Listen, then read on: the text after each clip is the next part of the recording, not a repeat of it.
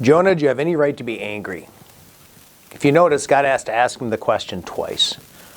Now remember Jonah's journey so far. God calls Jonah to go to the Ninevites. Jonah hates the people of Nineveh, hates the Assyrians, and so he goes as far as he can in the opposite direction because he wants no part of being God's prophet to them. Not so much because he's scared of them, but because he hates them. And he does not want God to forgive them. But then you remember the story of how he goes on the ship and how God sends a storm and how in order to calm the storm, Jonah tells him to take him and throw him in the ocean and how he lands in the ocean and God swallows him up with a great fish. And 3 days later, that fish vomits him out on land. And if you remember, his prayer inside sounds like a changed man as he praises God for his salvation, as he realizes that he needed God's salvation just as much as the people of Nineveh. And so last week, you had an opportunity to see in Jonah chapter 3 as finally he went and he preached.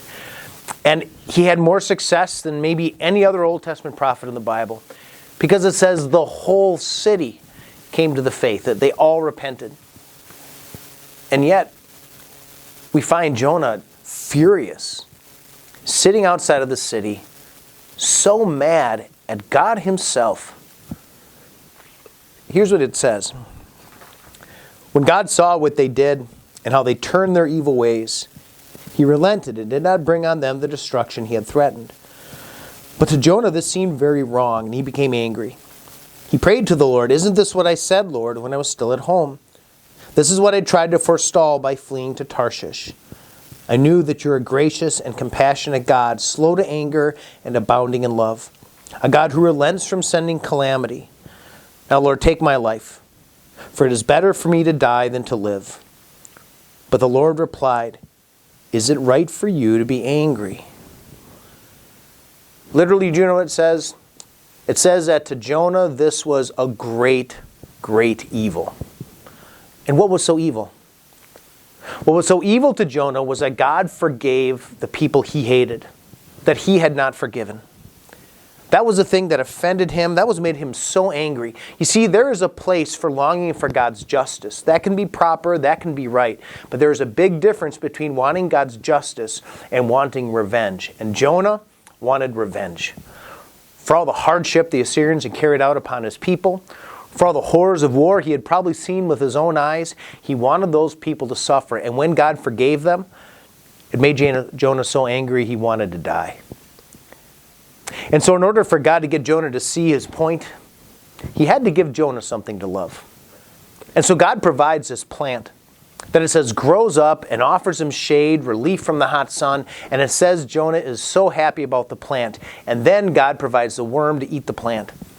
And a strong wind and a scorching sun, and the plant withers away.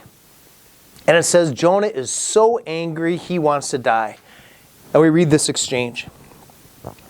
But God said to Jonah, "Is it right for you to be angry about the plant?" "It is," he said, "and I'm so angry I wish I were dead." But the Lord said, "You have been concerned about this plant, though you did not tend it or make it grow. It sprang up overnight and died overnight. And should I not have concern for the great city of Nineveh, in which there are more than 120,000 people who cannot tell their right hand from their left, and also many animals?" Do you see God's point?